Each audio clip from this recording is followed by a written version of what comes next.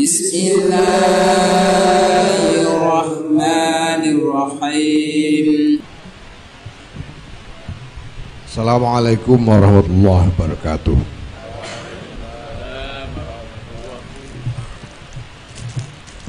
Alhamdulillah wa syukurillah wa salatu wassalamu ala rasulillah Sayyidina Maulana Muhammad ibn Abdullah wa ala alihi wa sahbihi wa wala.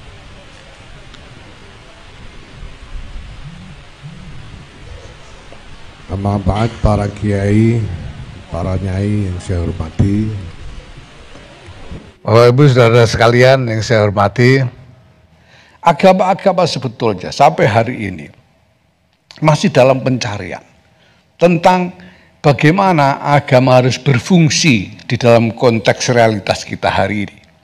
Kenapa? Karena konflik telah berlangsung begitu lama sehingga menjadi kemapanan. Bahkan dilembagakan di dalam berbagai layer keberagamaan, termasuk dalam wacana-wacana tentang ajaran-ajaran, di dalam tafsir-tafsir tentang ajaran, dilembagakan konflik ini. Pandangan bahwa kelompok di luar kelompok agamanya sebagai musuh, sebagai saingan, sebagai lawan, ini dilembagakan, termasuk di dalam Islam sendiri. Saya belajar agama sejak kecil, sejak kanak-kanak sampai tua begini, itu masih banyak elemen-elemen di dalam ajaran-ajaran yang diajarkan kepada anak-anak kita yang problematis dalam soal hubungan antar agama yang berbeda.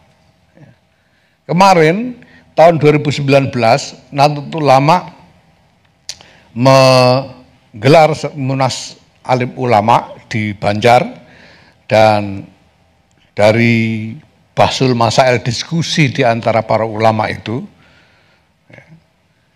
kemudian disimpulkan bahwa kategori non-muslim atau kafir tidak lagi relevan dalam konteks negara bangsa modern. Jadi ini bukan soal sebutan kafir atau tidak kafir. Bukannya soal sebutan yang kafir diganti non-muslim, tidak. Ini soal konsekuensi dari kategorinya, konsekuensi hukumnya. Karena kenapa harus dikatakan begitu? Karena di dalam wawasan klasik, dalam wawasan yang lama, kategori kafir itu membawa konsekuensi diskriminasi. Nah, sekarang dengan adanya tatanan berupa negara bangsa modern ini, kita nyatakan bahwa kategori non-muslim, bukan yang soal sebutan. Waktu itu yang diributkan itu soal sebutannya, katanya. Kenapa nggak boleh ngomong kafir, harus non-muslim? Nanti Qurannya dirubah, ya ayyuhalladzina kafaru jadi ya ayyuhalladzina non-muslim gitu, bagaimana gitu. Diribut, padahal ini bukan soal sebutan. Disebut non-muslim juga, kalau masih didiskriminasi sama saja.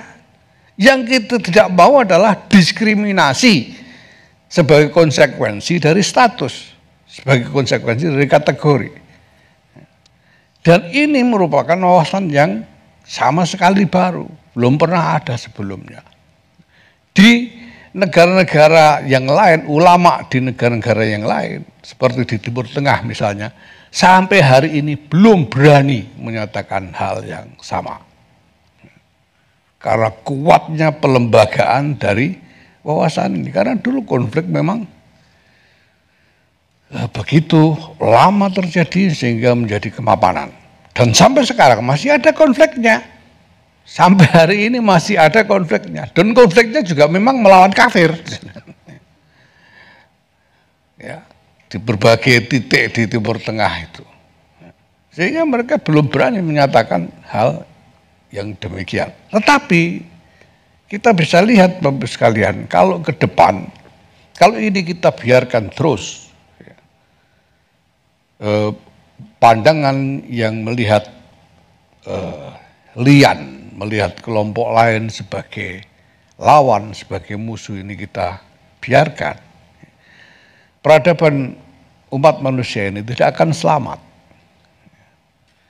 Karena yang terjadi adalah konflik yang menjadi kerusuhan, karena di mana-mana orang dengan perbedaan latar belakang identitas hidup berdampingan, bertetangga satu sama lain. Sehingga kalau kita perbolehkan permusuhan antar identitas, yang terjadi adalah kerusuhan di mana-mana, rusaknya dan runtuhnya tatanan masyarakat, dan ujungnya tidak bisa kita tolak adalah keruntuhan peradaban secara keseluruhan. Nah, bagaimana kita menemukan posisi agama di tengah-tengah keadaan seperti yang kita alami hari ini? Karena kalau kita harus meninggalkan agama tidak mungkin. Karena iman itu, orang kalau sudah iman, itu tidak bisa ditawar. Maka saya bilang ketika ada yang murtad, saya bilang ya kalau murtad berarti memang ya dari sononya belum Islam, saya bilang. Makanya bisa murtad. Kalau sudah iman betul tidak bisa sudah. Begitu juga kalau ada orang Katolik misalnya masuk Islam berarti belum Katolik gitu. Kalau sudah terlanjur Katolik susah. Karena terlanjur iman. Jadi tidak bisa kita menganggap agama meninggalkan agama. Tapi bagaimana posisi agama? Nah, kita juga mungkin tidak ingin agama ini sungguh-sungguh diasingkan dari ruang publik.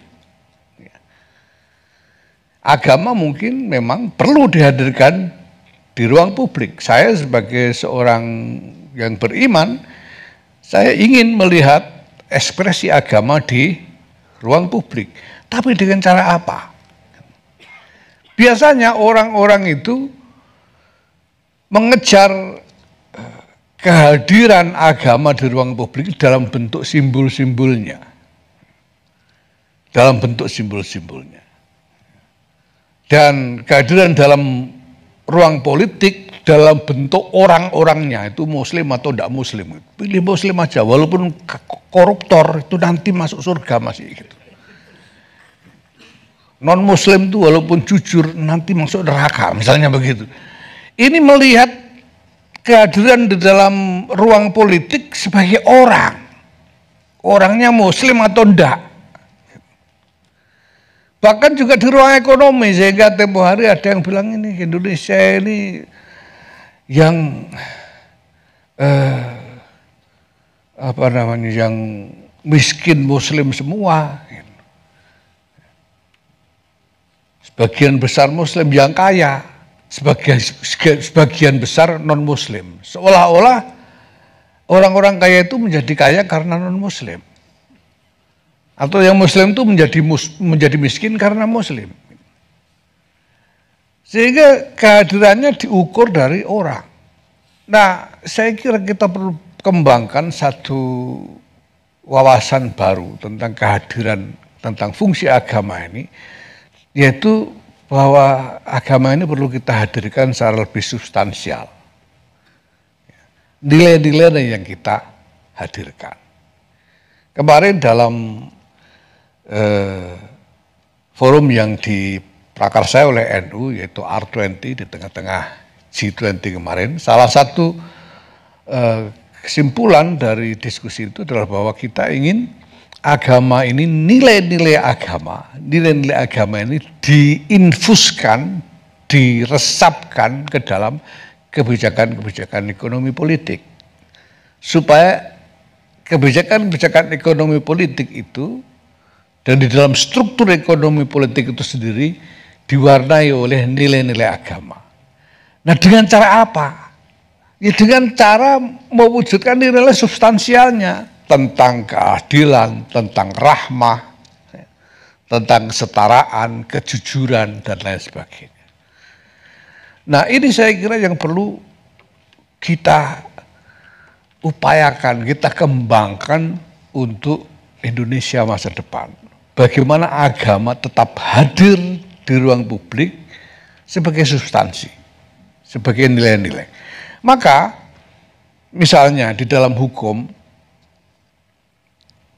saya juga ingin syariat Islam ini bisa diresapkan di dalam hukum-hukum yang menjadi produk ke legislasi kita. Tapi dengan cara apa? Ya dengan cara bahwa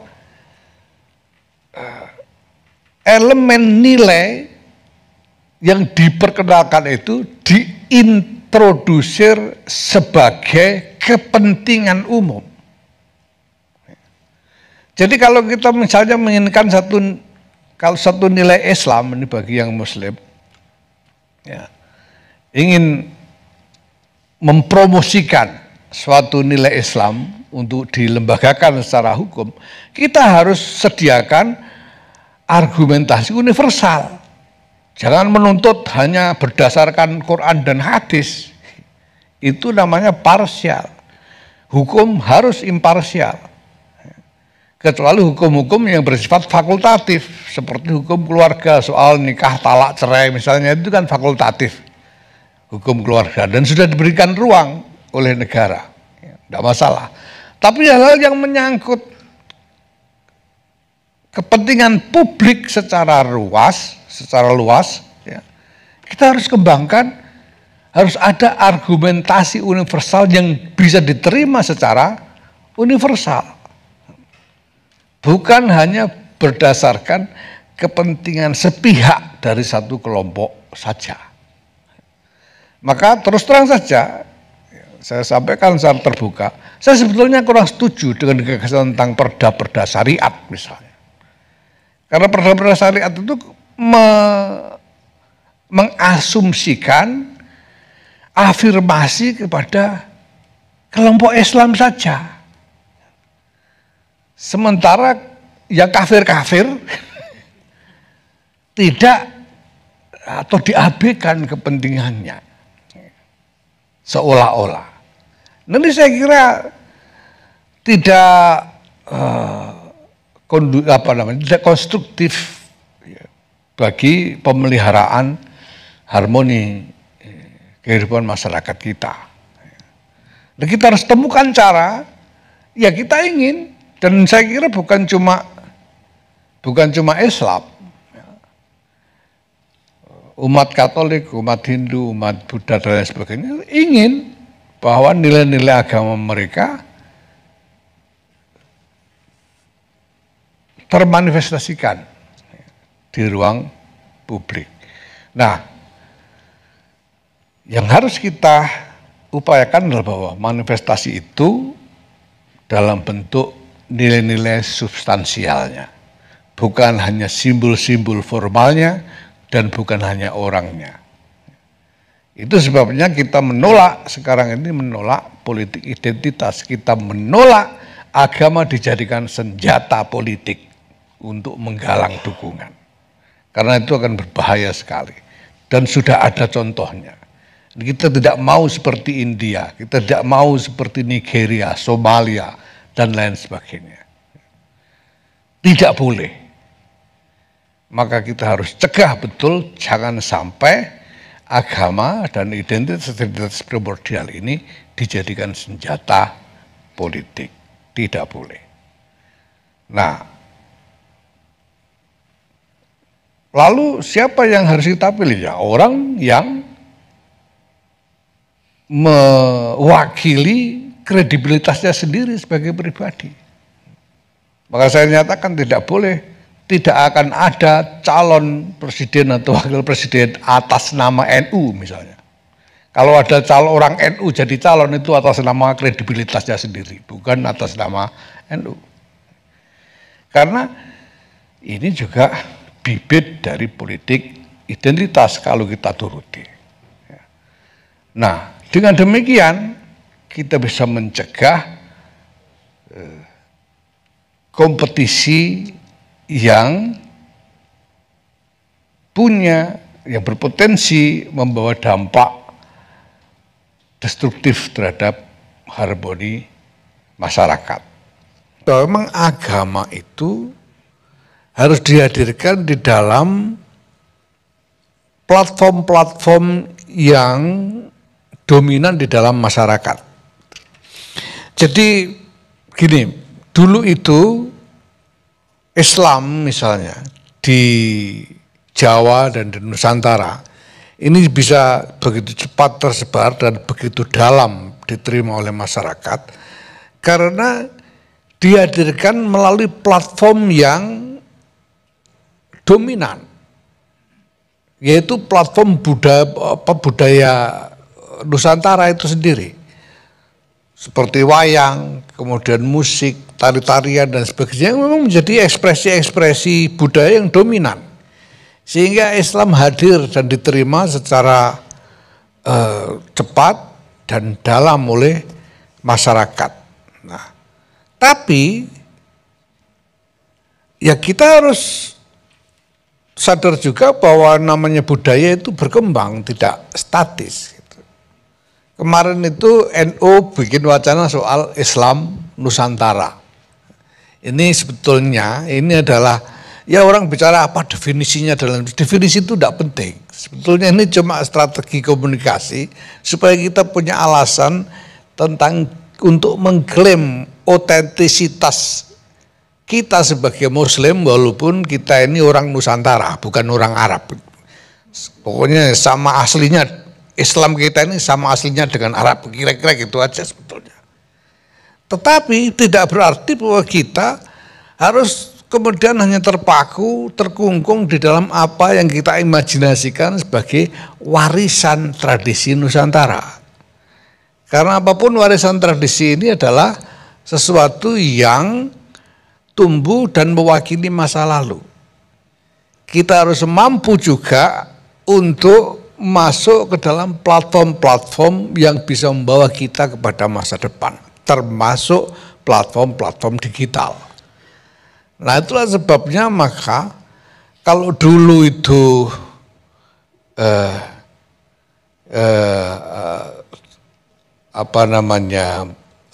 dakwah ya, itu melalui pengajian-pengajian tradisional di podium-podium. Ya sekarang saya kira memang harus lebih progresif di dalam memanfaatkan platform-platform digital ini karena memang ini yang dominan kenyataannya gitu.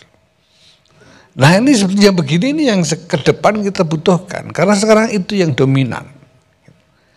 Begitu juga dalam hal yang lain. Ya.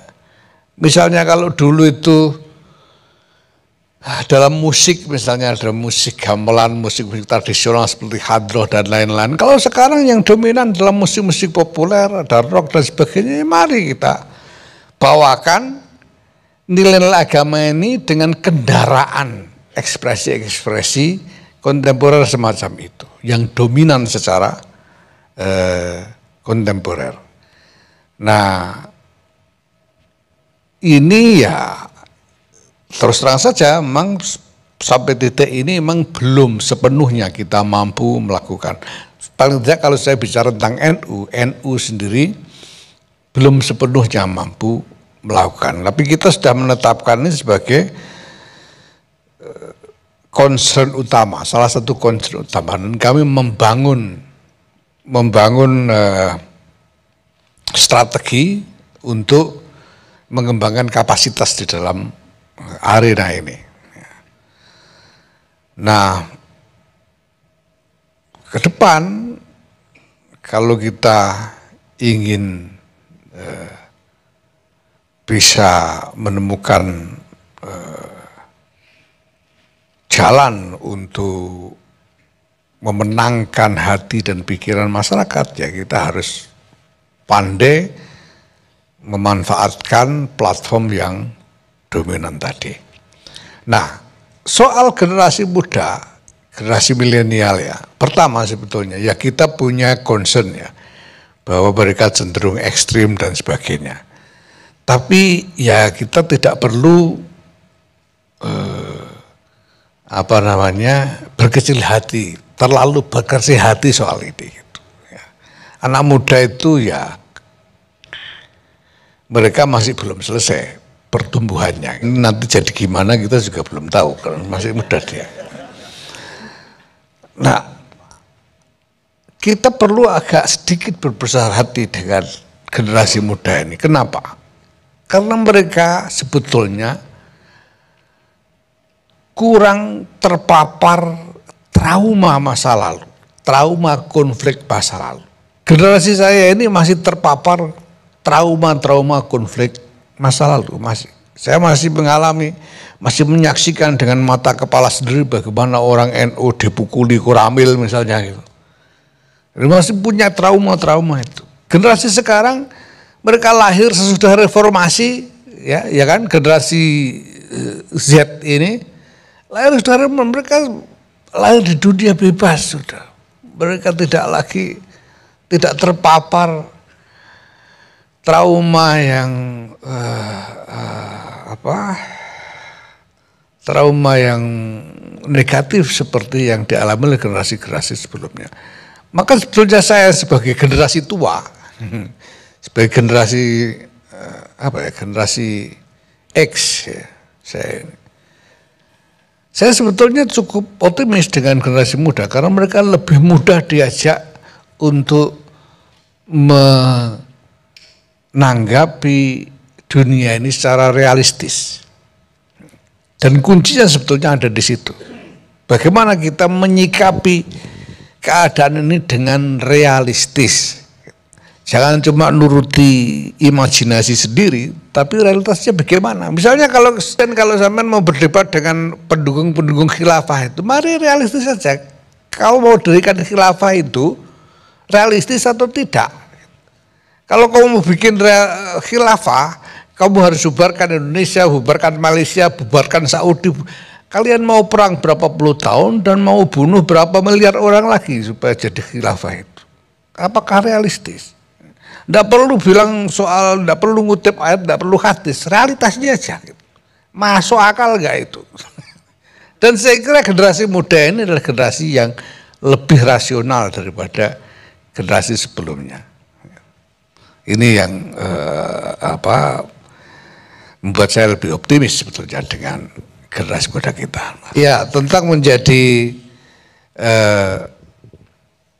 Islam yang totok atau Kristen yang totok pada saat yang sama menjadi Indonesia yang totok.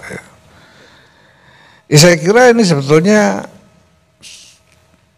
sangat dimungkinkan, hanya saja bahwa kita tahu ekspresi identitas itu memang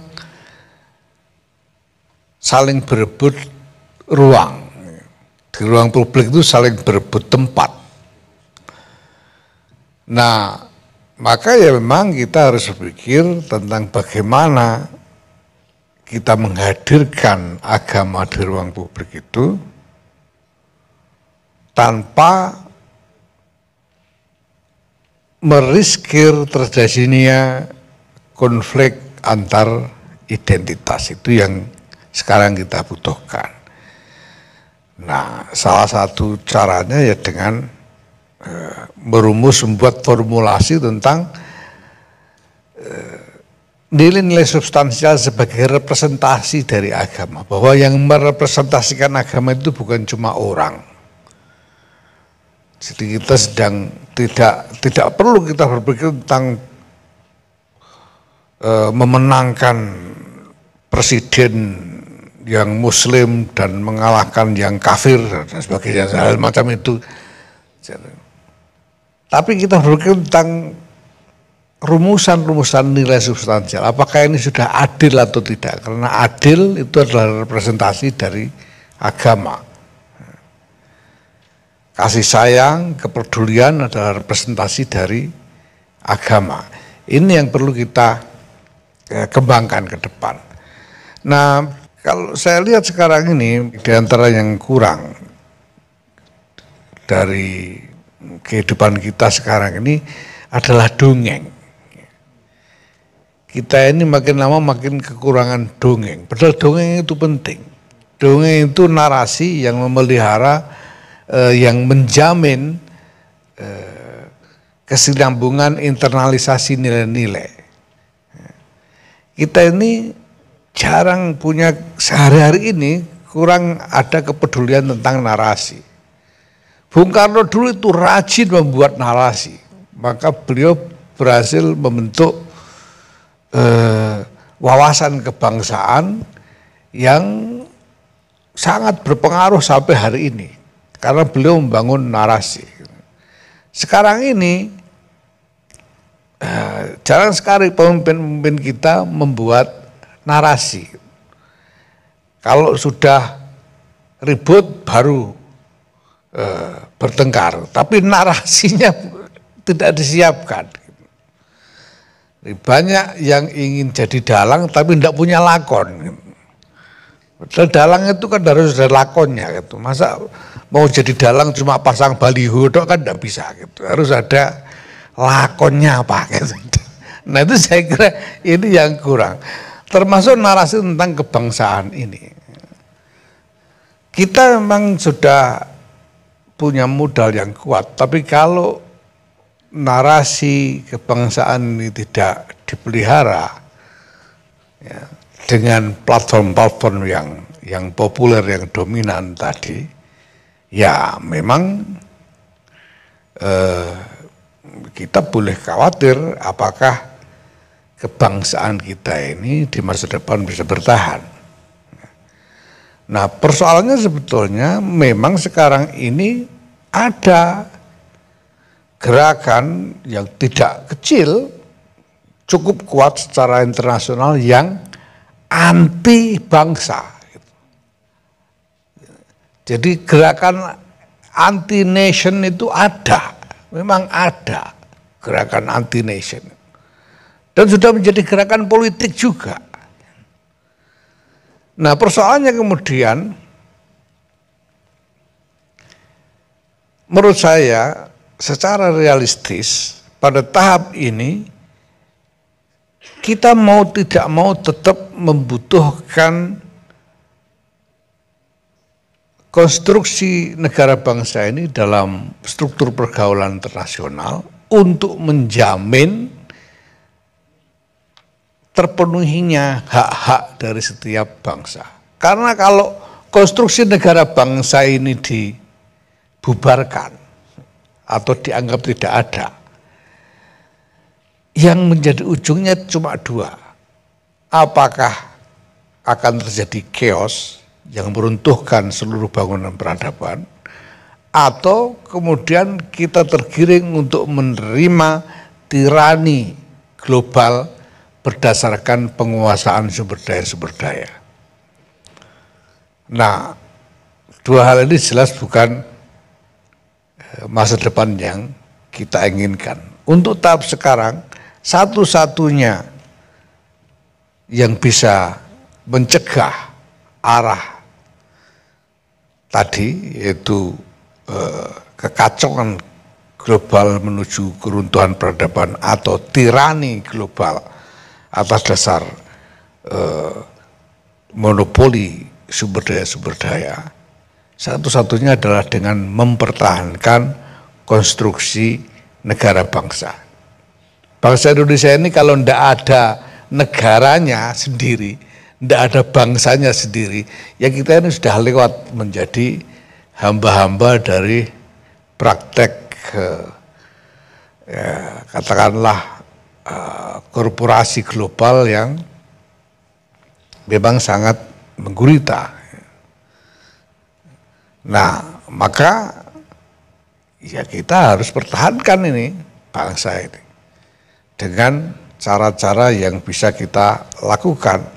Nah, termasuk yang kita butuhkan adalah menghidupkan kembali narasi-narasi yang bisa menjadi kendaraan untuk menginternalisasikan nilai-nilai kebangsaan ini ke dalam pikiran dan hati dari anak-anak bangsa kita. Nah, kita sekarang ini sedang berhadapan dengan kebutuhan untuk membongkar kecenderungan ukuran keagamaan yang hanya didasarkan pada formalitas saja. atau yang dulu Gus Dur disebut sebagai formalisme agama. Agama itu mestinya tidak hanya diukur dengan formalitas, ya. Dengan kerudung, dengan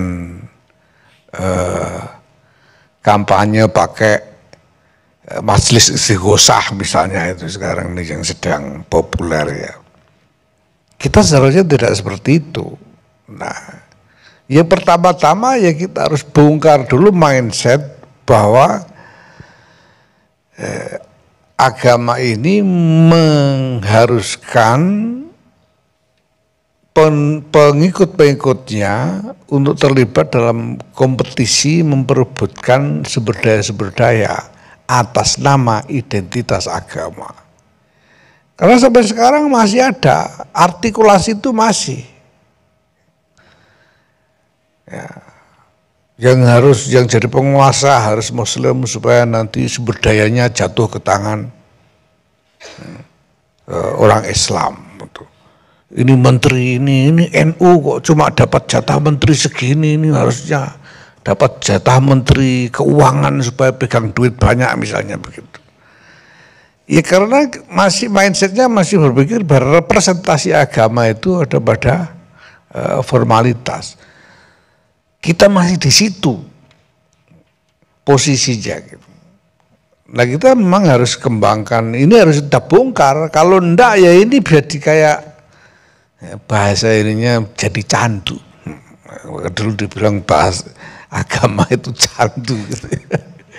Karena enak orang ini cuma ngaku NU aja bisa jadi bupati, jadi wali kota hari ini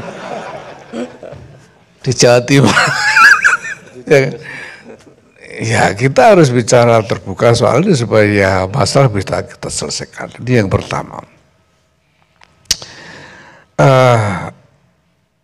Dengan kata lain, jelas bahwa kita prihatin, tapi juga kita harus siap dengan pekerjaannya. Ini ada kerjaan ini gitu. Ini kita bukannya cuma berhak untuk mengeluh dengan berbagai keadaan ini, tapi kita juga berkewajiban untuk melakukan sesuatu, untuk bekerja. Nah yang kedua, ya kita perlu realistis. Mari kita ajak untuk realistis. Masalah memang banyak dan terjadi di mana-mana, tapi itu tidak berarti kita boleh memilih kiamat. Yang disampaikan tadi kan baru masalah-masalah yang ada di Indonesia. Kalau kita bicara soal dunia ini minta ampun.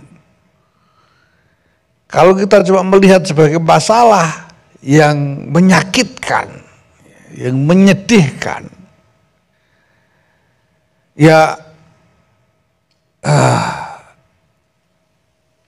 kita bisa terdorong untuk berpikir tentang kiamat habis-habisan. Makanya sekarang kan organisasi-organisasi teror Islamis itu ideologinya ideologi kiamat, benderanya bendera kiamat gitu. Imam Mahdi ini kan kiamat semua ini urusannya. Karena masalah sudah begitu banyak. Nah, maka kita harus ajak semua orang untuk berpikir lebih realistis tentang keadaan ini. Mari kita bekerja dengan realistis, dengan strategi yang realistis untuk merubah keadaan. Nah, bagi kami atau bagi saya lah ya, supaya saya tidak mengklaim NU, ditanggung jawab saya sendiri. Ya. Bagi saya pertama-tama yang dibongkar adalah mindset formalistik tadi. Bongkar dulu itu, kemudian dari situ kita mulai bicara soal nilai substansial yang relevan dengan kebutuhan masyarakat, dengan kehidupan masyarakat. Karena memang tidak semuanya bisa dikontrol melalui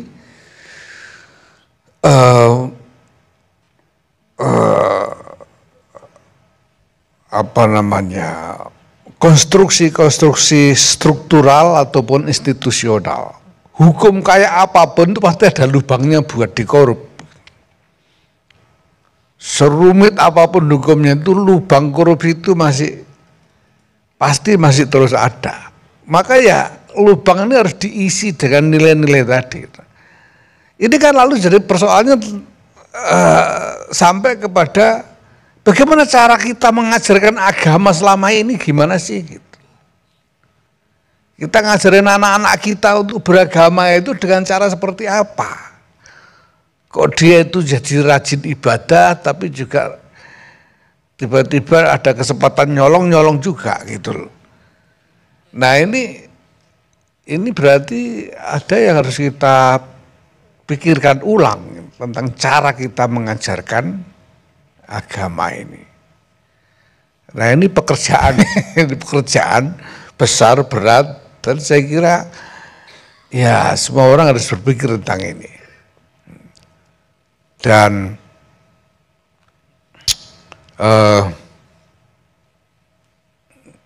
yang paling fundamental dari semua pekerjaan, semua strategi apapun yang hendak kita bangun nanti, prinsip yang paling fundamental adalah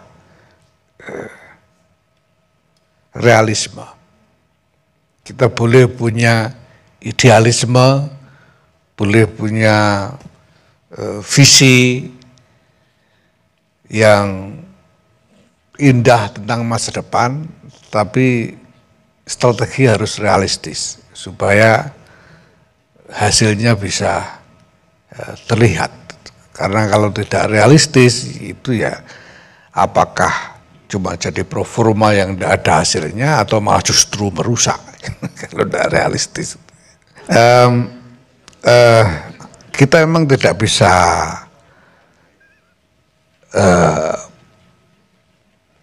sepenuhnya menggantungkan hidup ini kepada platform digital.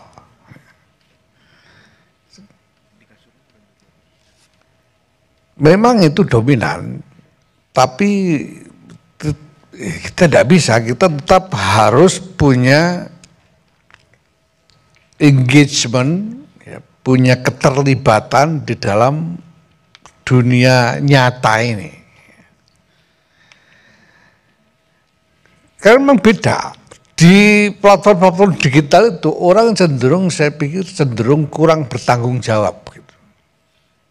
Karena tidak berhadapan langsung dengan lawan komunikasinya. Gitu. Sehingga cenderung mau ngomong apa saja. Dan saya mengalaminya sendiri. Dulu waktu saya ke Yerusalem itu dimaki-maki, dicaci maki sampai habis-habisan. Di media sosial itu, bahkan oleh tokoh-tokoh. Ya. Di media sosial maki-maki habis sampai seolah-olah nggak ada harganya. Tapi saya ketemu orangnya, dia tidak berani ngomong apa-apa.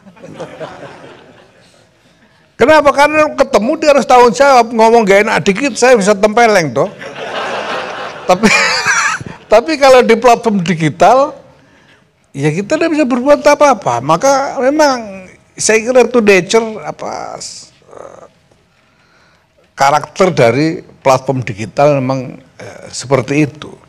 Dan bahwa ini ada orang salat enggak, baca Quran enggak, ada Quran dibakar ngamuknya seperti pahlawan paling hebat di platform digital gitu. Nanti kalau ketemu orangnya, ya sebetulnya ya nggak gitu-gitu amat.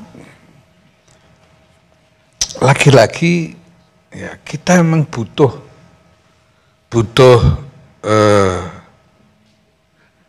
melakukan perubahan secara komprehensif di berbagai layer yang terkait dengan keagamaan ini. Terus terang saja, saya belajar agama sejak kecil dan elemen-elemen ajaran yang diajarkan kepada saya memang mengandung unsur-unsur mendorong antagonisme terhadap kelompok agama lain. Saya berubah jadi toleran begini ini kan belakangan aja gitu. Karena saya bilang karena saya kenal Gus Dur, kemudian Gus Dur mendidik saya dan seterusnya saya berubah.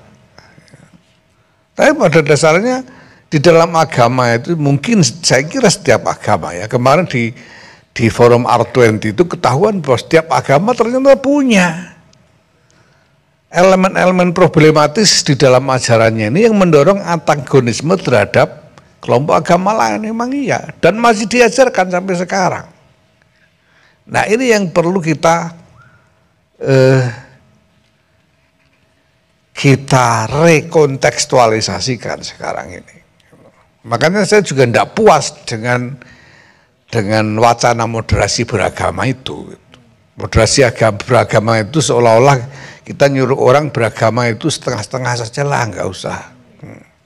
Makanya oleh gerakan-gerakan khilafah itu dilawan dengan Islam kafah. Itu sebagai lawan dari Islam moderat. Karena Islam moderat itu kan cuma Islam 50%. Yang kafah ini yang 100% gitu. Nah, tidak bisa begitu. Dia tetap harus 100%, tapi ada elemen-elemen yang memang harus dikontekstualisasikan dengan realitas kekinian. Ada hal yang di masa lalu dimapankan dan mungkin berguna, tapi sekarang tidak bisa lagi diteruskan karena akan menjadi unsur yang merusak. Nah ini harus kita pahami, kemudian secara jujur kita akui bahwa memang ada. Saya secara jujur memang dalam Islam ada kok memang ajaran-ajaran yang mapan ya. Artinya sampai sekarang masih dianggap otoritatif, masih dianggap boleh diikuti pandangan-pandangan itu. Yang problematis karena nyuruh kita bermusuhan dengan kelompok lain. Ini harus kita akui bahwa memang ada yang begitu. Dan kemudian kita perlu membangun wacana alternatif yang sama otoritatifnya. Wacana alternatif. Nah selanjutnya tentu kita butuh ada reformasi pendidikan keagamaan. Kita harus rubah cara kita mengajarkan agama kepada anak-anak kita. Nah, sebagai kendaraan dari semua upaya itu, kita butuh gerakan sosial. Kita tidak bisa serahkan ini hanya kepada individu-individu. Jelas kalau saya suruh kerja sendirian juga tidak mungkin mampu. Tidak ada orang yang mampu bekerja sendiri-sendiri. Kita tidak bisa juga serahkan kepada penguasa, karena katanya kekuasaan itu cenderung korup. Ya, dan kalau kita serahkan pada kekuasaan nanti seperti reformasi dikorupsi lagi nanti soal ini kan. Nah, maka kita harus bangun gerakan sosial supaya ini menjadi nilai dan mindset yang diterima secara merata di dalam masyarakat.